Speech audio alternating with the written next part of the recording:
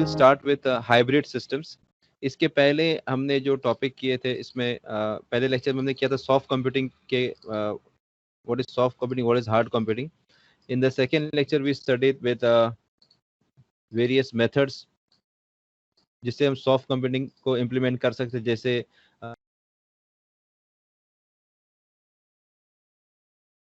Algorithm है। Now apart from this we also have hybrid systems. ठीक है, hybrid system जो है इसको इसको बोलते हैं कि जिसमें हम दो जो हमने जो यूज किए थे, जैसे फजी लॉजिक है। ठीक है, एक पहले हमने जो स्टडी किए थे, एक तो फजी लॉजिक था, देन न्यूरल नेटवर्क्स है जिसको हम ANN लिखते हैं, आर्टिफिशियल न्यूरल नेटवर्क, और एक है जेनेटिक एल्गोरिथम। तो ये तीन जो है हमारे पास तरीके जिससे हम सॉफ्ट कंप्यूटिंग इंप्लीमेंट कर सकते हैं। Now we can also combine any of the two, दो को कंबाइन करके भी हम यूज कर सकते हैं। अब जैसे if we combine this artificial neural network with fuzzy, तो हमें एक हाइब्रिड सिस्टम मिलेगा जिसको बोलेंगे neuro fuzzy hybrid system. Then we can also have neuro genetic hybrid system and we can also have fuzzy genetic hybrid system. तो हम इसमें क्या करेंगे कि दोनों का जो एडवांटेजेस है वो कंबाइन करके हम एक सिस्टम बना सकते हैं। Now let us see how we can make what advantage we get by using this two combination of two systems. ठीक है, तो सबसे पहला है न्यूरो फजी हाइब्रिड सिस्टम। ठीक है, तो न्यूरो फजी हाइब्रिड सिस्टम में क्या, it refers to the combination of fuzzy set theory and neural networks having advantages of both. तो इसमें हम क्या करेंगे, जो आर्टिफिशियल न्यूरल नेटवर्क्स है उसको हम कंबाइन करेंगे फजी सेट थियरी के साथ, और दोनों के जो एडवांटेजेस हैं तो वो कैसे हम यूज करेंगे इसमें। ठीक है, so what this system is, so this neuro fuzzy system it consist of fuzzy system that uses learning algorithm derived from or inspired by neural network theory to determine its parameters. अब देखो हम आगे fourth और fifth unit में study करेंगे, fuzzy system study करेंगे। तो fuzzy system में क्या होगा, जैसे मान लो हमारे पास एक minute, if we have a robot, suppose हमारे पास एक रोबोट है।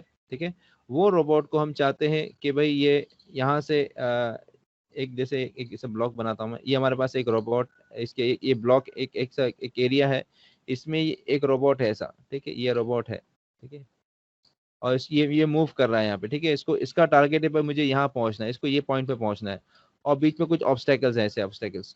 ठीक है, हो सकता है कि ऑब्स्टेकल्स मूव कर रहे हो, कोई ऐसा मूव कर रहा है रैंडमली, ये सब ऑब्स्टेकल्स मूव कर रहे हो। ठीक है, अब ये रोबोट को यहाँ पर पहुंचना है, तो कैसे पहुंचेगा, तो ये हम लोग फजी सिस्टम यूज कर सकते हैं।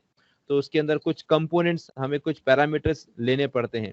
ठीक है ना, तो वो पैरामीटर्स डिफाइन करते हैं कि हमारा सिस्टम कैसे कैसे वर्क करेगा। तो उसको सिलेक्ट करना एक बहुत बड़ी चीज है।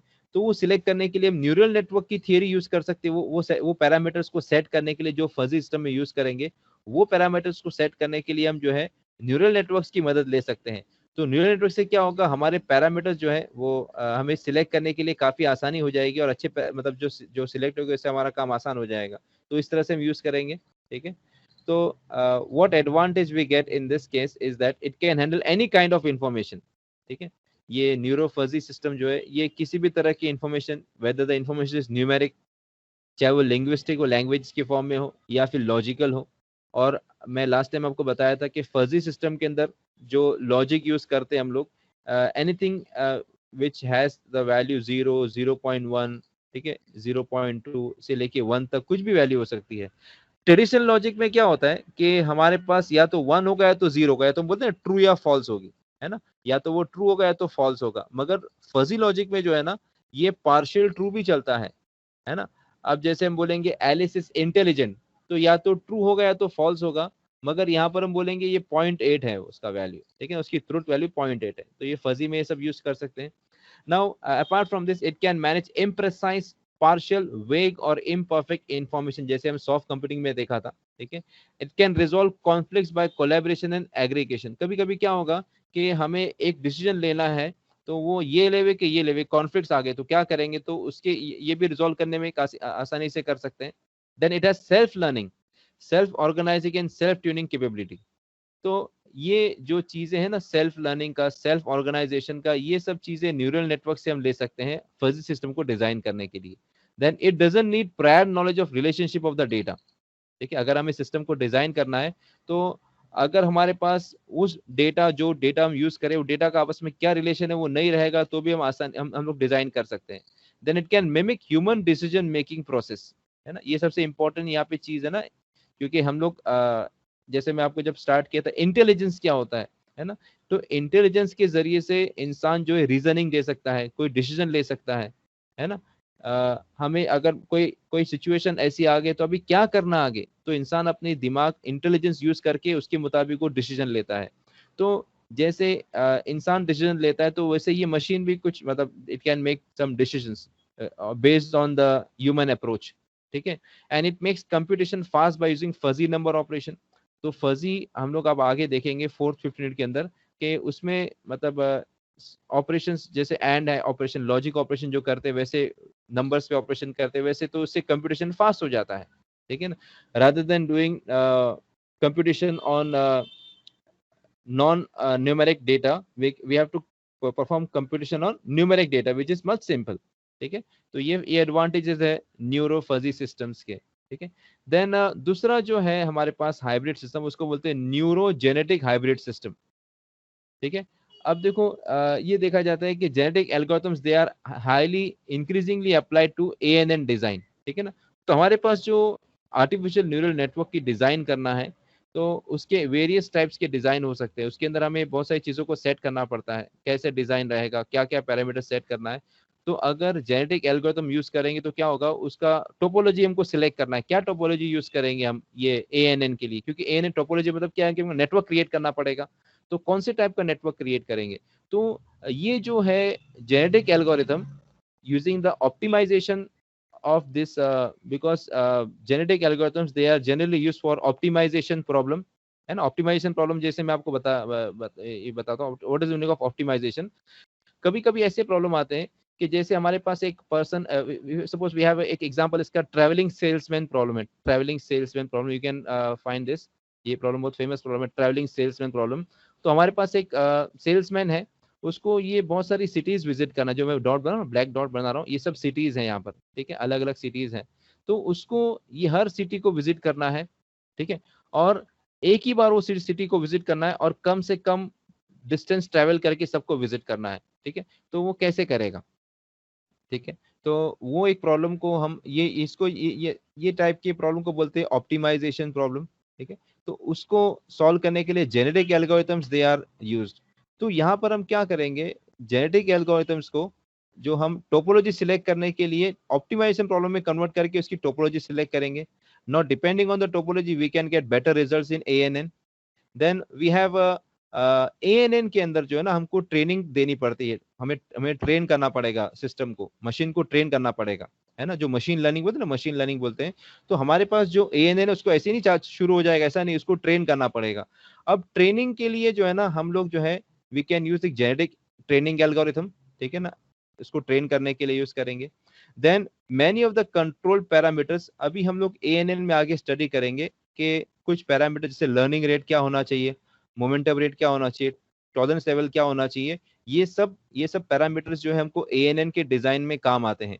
तो ये सब चीजें हम जो जेनेटिक एल्गोरिथम से मतलब सिलेक्ट करेंगे तो मतलब हमें अच्छे रिजल्ट्स मिल सकते हैं। This is how we combine, we have this neuro genetic hybrid algorithm, ठीक है, दूसरा पार्ट था। Then the third one is fuzzy genetic hybrid system. तो इसके अंदर हम क्या करते हैं, हम लोग फजी लॉजिक जो है वो यूज करेंगे। तो fuzzy genetic hybrid system is developed to use fuzzy logic based techniques for improving and modelling genetic algorithms and vice versa, ठीक है। तो इसके अंदर हम क्या करेंगे, अगर हमारे पास कोई जेनेटिक एल्गोरिथम्स को हमको अगर मतलब इम्प्रूव करना है, तो हम लोग फजी लॉजिक की मदद लेंगे। और फजी सिस्टम्स जो है, फजी कंट्रोल सिस्टम्स को हमें इम्प्रूव करना है, तो हम ये जेनेटिक एल्गोरिथम्स की मदद लेंगे। तो दोनों एक दूसरे के इसके अंदर we can have this. So fuzzy genetic hybrid system, it is compose of fuzzy as well as genetic algorithms, fuzzy system genetic algorithms. तो इसके अंदर क्या है, the optimization abilities of genetic algorithms are used to develop this system, fuzzy genetic system, है ना।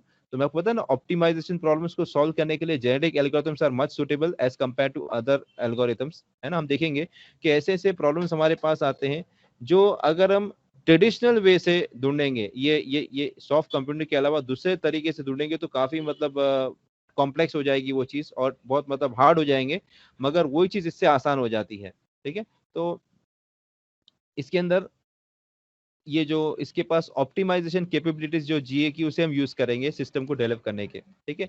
तो fuzzy inference हम अभी आगे जब स्टडी करेंगे ना फजी लॉजिक के अंदर, तो फजी कंट्रोल सिस्टम बनाने के लिए हमारे पास एक फजी कंट्रोलर होगा। फजी कंट्रोलर के अंदर एक फजी इन्फरेंस इंजन रहेगा, है ना। तो ये फजी इन्फरेंस इंजन को बनाने के लिए हमारे पास सेट ऑफ रूल्स होने चाहिए, ठीक है ना। तो जेनेटिक एल्गोरिथम्स जो है ना, we can select the best set of rules to for the fuzzy inference engine, ठीक है। तो अभी आपको अगर कुछ समझ में नहीं आया तो हम समझ जाएंगे, आप बाद में जब स्टडी करेंगे। तो हमारे पास क्या होता है, एक ये फजी लॉजिक, ये कंट्रोलर है, कंट्रोलर ना, फजी लॉजिक कंट्रोलर।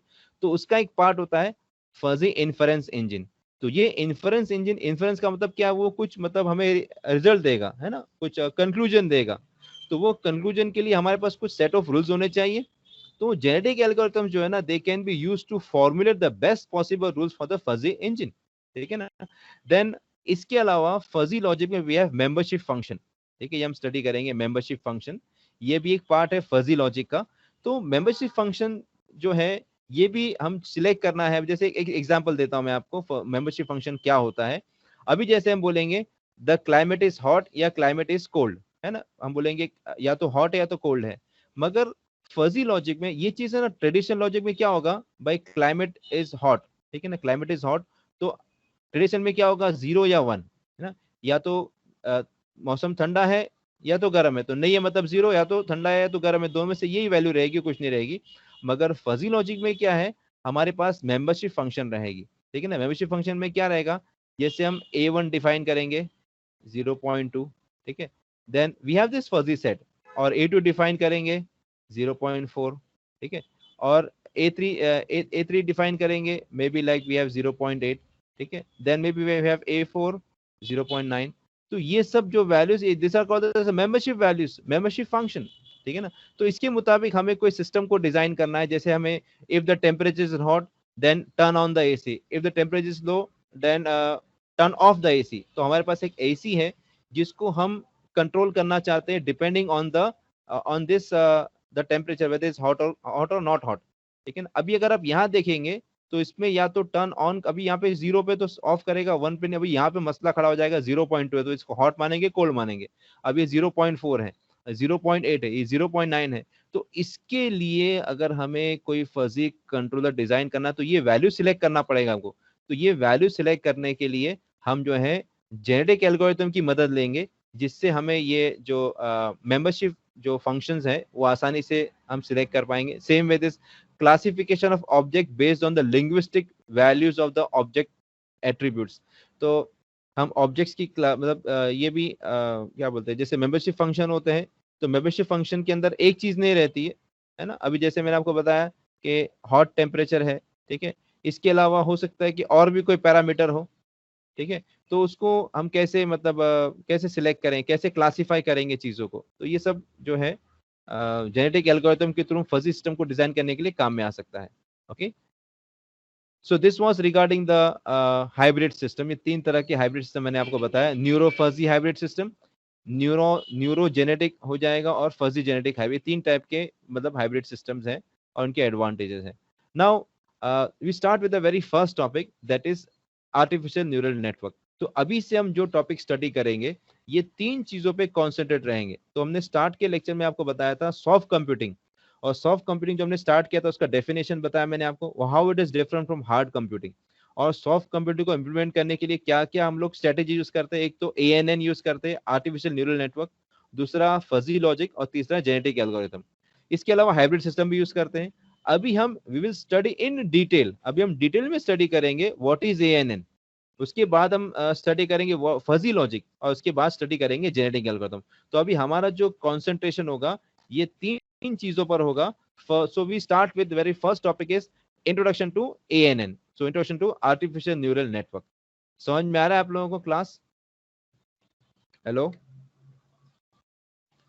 यस। हाँ देखो, कुछ बीच में कुछ डाउट है कुछ है तो आप लोग मुझे रुका के पूछ सकते हो, ठीक है। Now this ANN. So what is ANN? What are neural networks? So as we can see here, neural networks are information processing systems which are constructed and implemented to model the human brain. इसके पहले भी हमने देखा था, जब इसका introduction हमने देखा, जब डेफिनेशन देख रहे थे। तो न्यूरल नेटवर्क क्या है? ये एक प्रोसेसिंग सिस्टम है। तो हम चाहते हैं कि वो उसी तरह से काम करे जिस तरह से ह्यूमन ब्रेन काम करता है, जिस तरह से इंसान का दिमाग काम करता है, वैसे ही हम न्यूरल नेटवर्क्स जो है मतलब एक आर्टिफिशियल नेटवर्क बनाए जो उस तरह से प्रोसेसिंग करे जिस तरह से मतलब इंसान का दिमाग काम करता है। ठीक है ना। तो हम ये बोलेंगे हमारा मेन ऑब्जेक्टिव यहाँ पर क्या है कि neural network can perform various computational task at faster rate as compare to traditional system. तो ये बात क्या है, यहाँ हम ये चाहते हैं कि हम एक ऐसा नेटवर्क बनाए जो मिमिक करे ह्यूमन ब्रेन्स को। ठीक है ना। एक ऐसा मतलब हम बोलेंगे एक कंप्यूटेशनल डिवाइस बनाए, एक कंप्यूटेशनल डिवाइस है ना, एक ऐसा डिवाइस बनाए जो ह्यूमन की तरह काम, ह्यूमन ब्रेन की तरह काम करे। ठीक है। So neural networks can perform various computational tasks at faster rate as compare to traditional system. तो ये बात देखी जाती है कि अगर हमारे पास कुछ कुछ ऐसे प्रॉब्लम्स होते हैं जो हम ट्रेडिशनल सिस्टम से करने जाएंगे तो वो बहुत स्लो हो जाएंगे, मगर वही अगर न्यूरल नेटवर्क से करने जाएंगे तो काफी आसान हो जाएंगे। They can do that things at much faster rate as compare to the traditional systems. ठीक है। तो कुछ ऐसे टास्क है जैसे पैटर्न मैचिंग एंड क्लासिफिकेशन है ना, पैटर्न मैचिंग होती है, क्लासिफिकेशन होती है उसके अंदर है। Then optimization problem, approximation, data clustering. तो ये जो काम, ये जो भी हमारे पास टास्क है ना, जैसे है ना फिंगरप्रिंट मैच करते हैं, फेस रिकॉग्निशन है, फेस रिकॉग्निशन है ना, फिंगरप्रिंट मैचिंग है। तो वैसे जो पैटर्न मैचिंग के काम है, क्लासिफिकेशन है, ये सब चीजें जो है हम ट्रेडिशनल सिस्टम से करने जाएंगे तो काफी मतलब वो डिफिकल्ट हो जाएगा वो काम, है ना। ऑप्टिमाइजेशन प्रॉब्लम जो मैं आपको बताया था इसके पहले, देन अप्रोक्सीमेशन है, देन डेटा क्लस्टरिंग है। ये सब काम जो है हम आसानी से ANN से जो है बहुत much we can do it at much faster rate. Maybe the accuracy जैसे मैं आपको पहले बताया था 80% से 90% तक मतलब वो एक्यूरेसी मिलती है, मगर फिर भी ये टॉलरेबल है ना। कुछ ऐसे सॉल्यूशंस हैं जहां पर हमको इंफॉर्मेशन मतलब रिजल्ट फास्ट चाहिए इवन विथ 80% एक्यूरेसी, तो वहां पर इसे हम अप्लाई कर सकते हैं। भाई चलो 80% एक्यूरेट चल जाएगा मगर हमको सॉल्यूशन मिलना चाहिए। तो वैसे सिचुएशंस में we will use this artificial neural networks. Okay, now what are this, what are artificial neural networks? So ANN possess large number of highly interconnected processing elements called as nodes or units or neurons, है ना। तो ANN के अंदर क्या होता है, जैसे इंसान के दिमाग में जो है वो बायोलॉजिकल न्यूरॉन होते हैं, है ना। देयर आर अराउंड 100 बिलियन, एक 100 बिलियन, बिलियन मतलब 100 करोड़। तो 100 इंटू 100 करोड़ इतने सारे हमारे दिमाग में न्यूरॉन्स हैं, end of course they work in parallel. Okay, जो सबसे बेसिक यूनिट है वो न्यूरॉन है। तो हम जो ANN बनाएंगे तो वो ANN जब हमारे पास होगा वो it also consist of large number of highly interconnected processing elements जिसको हम न्यूरॉन कहेंगे। ये न्यूरॉन आर्टिफिशियल है, हमारे दिमाग में जो वो एक्चुअली वो it is of course a natural one. ठीक है। और ये न्यूरॉन जो है दे ऑपरेट इन पैरेलल। ठीक है। और इसके अलावा क्या, each neuron is connected with other by some connection link. तो हर न्यूरॉन जो है दूसरे न्यूरॉन से कनेक्शन लिंक से कनेक्टेड रहता है। ठीक है ना। और कनेक्शन लिंक क्या है, each connection link is associated with weights which contains information about the input signal, है ना। अभी जैसे मान लो ये हमारे पास एक न्यूरॉन है, ठीक है। ये न्यूरॉन दूसरे न्यूरॉन से कनेक्टेड रहेगा, एक से ज्यादा से रहेगा, है ना। हो सकता है कि 1000 न्यूरॉन से कनेक्टेड रहे। वो तो खैर उसके अंदर होता है, क्या बोलते हैं हम हमारे जो बायोलॉजिकल न्यूरॉन में तो वो एक लाख को कनेक्टेड रहता है, मगर यहाँ पर मान लो ये 2-3 ऐसे आपस में कनेक्टेड है। ठीक है ना। तो हर न्यूरॉन दूसरे न्यूरॉन से किसी लिंक से कनेक्टेड है, and we have some weights associated with each. ये ना यहाँ पे कुछ वेट एसोसिएटेड रहेगा, जैसे इसका मान लो W1 है, आगे डायग्राम बताऊंगा मैं आपको। और ये this each link is associated with weights which contains information about the input signal। तो ये जो इनपुट सिग्नल के बारे में इंफॉर्मेशन ये वेट कैरी करेंगे। ठीक है। और neuron uses this information to solve a particular problem. तो ये जो वेट्स जो है असाइन किए हुए और जो इनपुट यहाँ पर आ रहा है इसके मुताबिक हम किसी प्रॉब्लम को सॉल्व करेंगे। We will do some problems based on this when we have some insight into the artificial neural networks. ठीक है। Now ANN are characterized by their ability to learn, ठीक है, recall and generate patterns similar to human brains. ठीक है ना। तो ANNs का क्या है कि they have the ability to learn, they can recall, है ना। जैसे हमें अभी हम जब स्कूल पढ़ते थे तो हमारे हमारे बहुत सारे दोस्त साथ में थे, अब कुछ हम स्कूल छोड़ के 10-12 साल हो गए, मिले नहीं, कैसे तुम जैसे मिलते हैं, वी कैन रिकॉल, है ना, कि भाई हाँ इसको देखा हो मैंने कहीं पर, जैसे इंसान के अंदर वो याददाश्त रहती है, अरे इसको कहीं देखा था, अरे दोस्त मिला, हमें 10 साल बाद मिला तो हम उससे पहचान हो गई। Maybe we are not connected through, अभी तो माशाल्लाह आज के जमाने में फेसबुक आ गया है, व्हाट्सएप है, तो we are in touch, we are in touch with our friends, okay. मगर पहले जैसे फेसबुक नहीं था, कुछ नहीं था, तो भाई 10 साल बाद मिला तो अरे एक रिकलेक्ट हो गया, है ना। And our brain they have the ability to learn and they can generate pattern, this ANN they work in the they have to work in the same way as the human brain, ठीक है। so each neuron has an internal state of its own which is called as activation or activity, ठीक है ना। हर neuron का अपना एक internal state होता है जिसको हम बोलते हैं एक्टिवेशन बोलेंगे या फिर इसको एक्टिविटी बोलेंगे। Now this activation is a function of the inputs which the neuron receives, ठीक है ना। तो ये एक्टिवेशन क्या होता है, जैसे ये न्यूरॉन है, इसमें जो इनपुट आ रहा है, ठीक है ना, so this activation is a function of what inputs it is receiving, आगे हम इसका डायग्राम देखेंगे, ठीक है ना। And this activation signal one at a time of a neuron is transmitted to other neurons, ठीक है ना। इसको जो एक्टिवेशन मिला, ये एक्टिवेशन हो सकता है कि इसको फायर करे और ये आगे एक्टिवेशन को भेजे, ठीक है ना, एक वक्त में एक भेजेगा, हो सकता है कि ये सिग्नल एक, ये जो सिग्नल मिला है ये अलग अलग न्यूरॉन्स को भेजे हुए, ठीक है, मगर एक ही सिग्नल एक वक्त में भेजेगा, एक से ज्यादा नहीं भेजेगा, ठीक है। Now, this is the structure of a simple ANN, a linear, we can say ANN, okay? तो यहाँ पर आप देखोगे, ये हमारे पास ये दो न्यूरॉन्स हैं, X1, capital X1, capital X2, ठीक है। इसका आउटपुट, ये इसका इनपुट है ना, X1, small X2, they are the inputs to this neurons X1, X2, and this is the output neuron Y, ठीक है। तो यहाँ पे हमको तीन न्यूरॉन्स हैं, जिसमें ये दो है हमारे पास, this are the inputs and this is the output neuron, okay, and here small x1, small x2, they are the inputs which are given to this x1 and this x2 is given to this x2, ये small x1 and small x2, ठीक है। तो हमारे पास यहाँ पे देखो दो neurons, ये जो न्यूरॉन्स इनपुट न्यूरॉन्स हैं, okay, and they are transmitting the signal to this output, ये न्यूरॉन को ट्रांसमिट कर रहे हैं, ठीक है।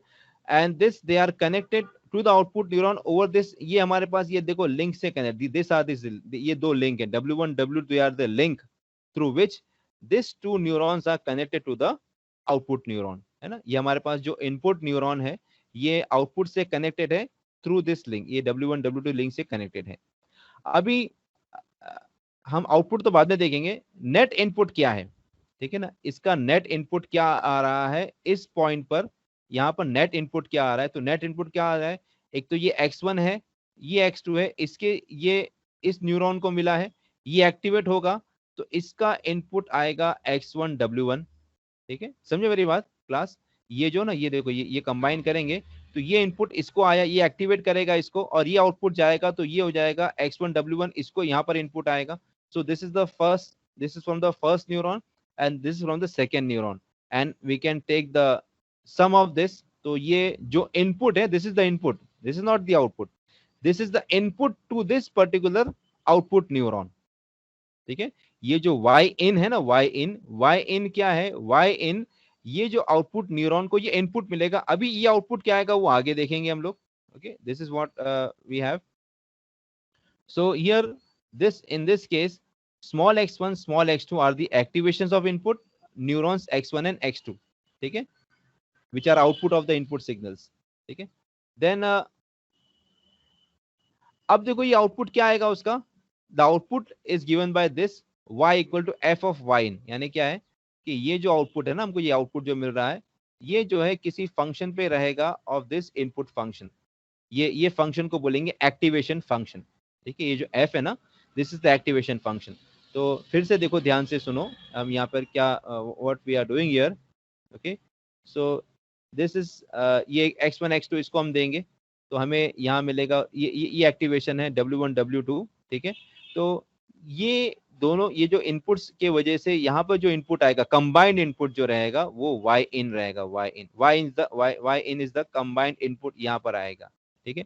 अभी इसका आउटपुट क्या आएगा, the last output, this last output y is some activation function into this f of y, ये हमको मिलेगा, ठीक है। ये एक्चुअल आउटपुट रहेगा जो कि हमको यहाँ पे देखते हैं। So this output, the actual output is function of the net input calculated. तो जो नेट इनपुट आ रहा है वो उस पर हम कैलकुलेट करेंगे, ठीक है। Now this function applied over the net input is called as the activation function, इसको बोलेंगे एक्टिवेशन फंक्शन। देखा ना ऊपर, ये जो फंक्शन है ये एक लीनियर फंक्शन है ना। आप देखो ना, लीनियर जैसे एक स्ट्रेट लाइन का इक्वेशन होता है, वैसे एक लीनियर फंक्शन हमको मिल रहा है, लीनियर फंक्शन। तो दिस इज यहाँ पे कोई आपको कोई एक्सपोनेंशियल टर्म भी नहीं है, कोई लॉग टर्म भी नहीं है, ठीक है ना, कोई स्क्वायर टर्म भी नहीं है, ठीक है। तो ये सिंपल जो हमें फंक्शन मिल रहा है वो एक जो मिल रहा है वो it is like a pure straight line, है ना। जैसे एक हम लोग बनाते हैं स्ट्रेट लाइन ऐसा। So if this line is passing through origin, अगर ऐसा origin से pass होगा, if this is y and this is suppose x, तो हमें पता है y equal to mx, है ना। Equation of a straight line actually क्या होता है, y equal to mx plus c, y is the y coordinate, the x coordinate है, ये m is the slope और c जो है it is the intercept on the y axis। मगर जब ये लाइन अगर ओरिजिन से पास होगी तो c जीरो हो जाएगा। तो वो केस में ये अगर हम सपोज ये अगर हमारे पास कोई ऐसा फंक्शन है, मतलब ये इनपुट और ये आउटपुट अगर देखेंगे and it is passing through a origin, then this function, this is the activation function, ठीक है।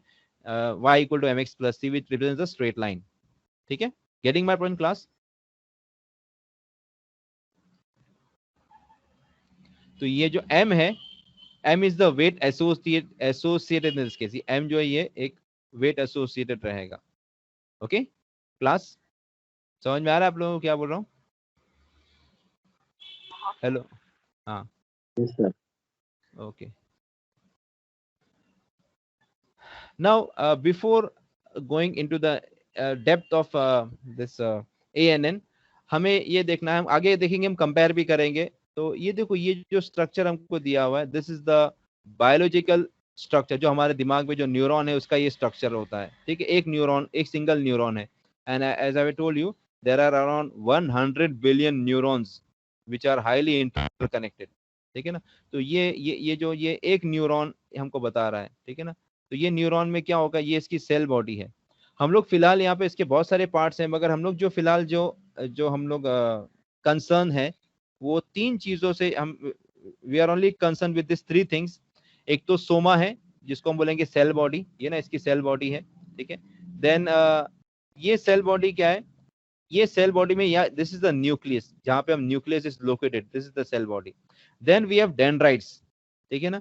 डेंड्राइट्स क्या है, where the nerve is connected to the cell body, ठीक है ना। ये जो नर्व है ये यहाँ पे कहीं पे डेंड्राइट्स, ये देखो यहाँ पे ना, एक मिनट में इसको रब करता हूँ।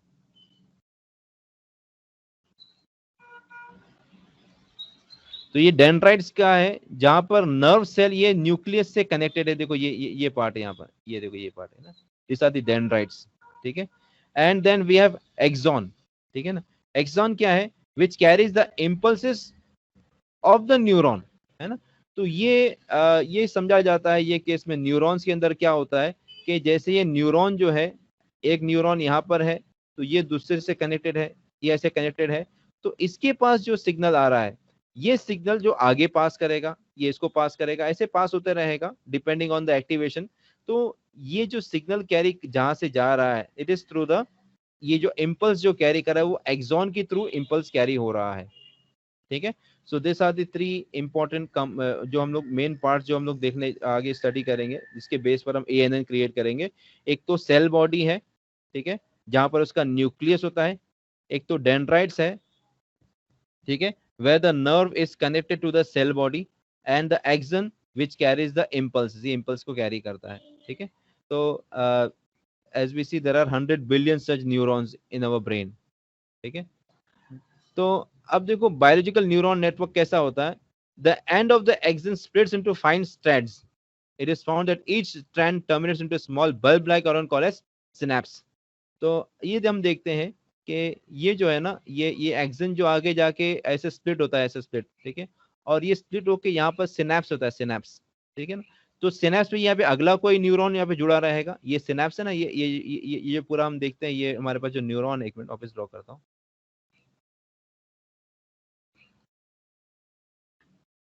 तो ये केस में हमारे पास ये जो न्यूरॉन है, ठीक है, ये न्यूरॉन जो है एक्सिन के थ्रू अपने जो इम्पल्सेस पास करता है, तो ये एक्सन जो है आगे जाके स्प्लिट हो जाता है, अलग अलग स्टैंड्स बन जाते हैं, और ये स्टैंड जो खत्म होते हैं यहाँ पर एक सिनेप्स पे खत्म होते हैं।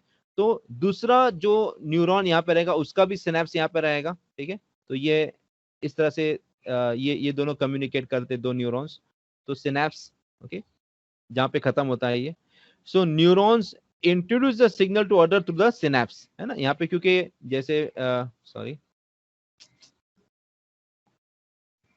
हाँ, ये जो डायग्राम में देखा हमने, है ना, तो ये यहाँ पर जो है, यहाँ पे दूसरा कोई मतलब maybe like we have another type of neurons, एक हमारे पास वो रहेगा, सॉरी, तो ये न्यूरॉन दूसरे न्यूरॉन को जो सिग्नल कम्युनिकेट करेगा वो सिनेप्स के थ्रू कम्युनिकेट करेगा आगे, ठीक है। तो सिनेप्स पे जहां पे अलग अलग न्यूरॉन्स जो है they are connected, okay. There are 10,000 synapse per neuron in human brain.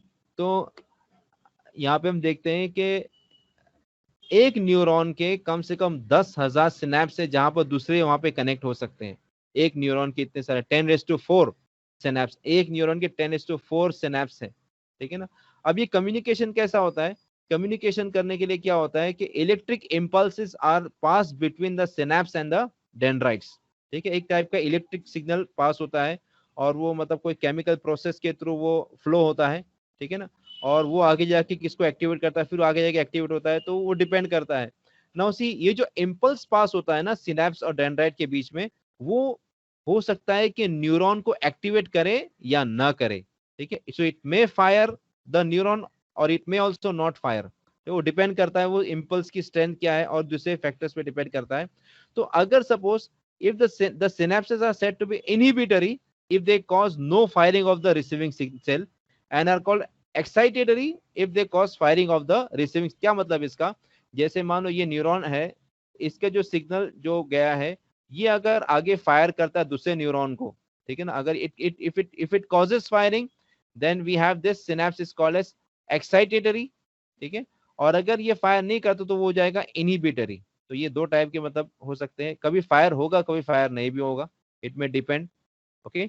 तो हम लोग जब डिजाइन करेंगे ना ये मतलब आर्टिफिशियल न्यूरल नेटवर्क, तो उसमें देखेंगे कि कभी कभी सिग्नल फायर करेगा कभी नहीं करेगा, तो वो डिपेंड करता है कि कैसे डिजाइन होगी हमारी, ओके। तो इनपुट्स कभी फायर करेंगे, फायर कभी नहीं करेंगे। जैसे मैं आपको एक सिंपल एग्जांपल दूं, जैसे मान लो हमारे पास ये एक हमने ये न्यूरल नेटवर्क बनाया जो एंड गेट को रिप्रेजेंट करता है, एंड गेट को, ठीक है, एंड गेट को रिप्रेजेंट करता है।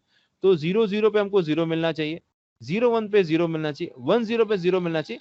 1 1 करेंगे तो फायर करेगा और आउटपुट 1 हो जाएगा, ठीक है ना। तो ये हम इसको ये सिस्टम को ऐसा डिजाइन करेंगे कि 1 1 पे ये 1 मिलना चाहिए, बाकी सब पे 0 मिलना चाहिए। 1 1 पे फायर करेगा वो, और बाकी सब पे फायर नहीं करेगा।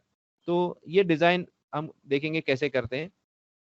सो दिस इज व्हाट अब the biological neural network is, ठीक है। ये ठीक है, यहाँ तक करते हैं, स्टॉप। नेक्स्ट टाइम इंशाल्लाह हम यहाँ से आगे बढ़ेंगे।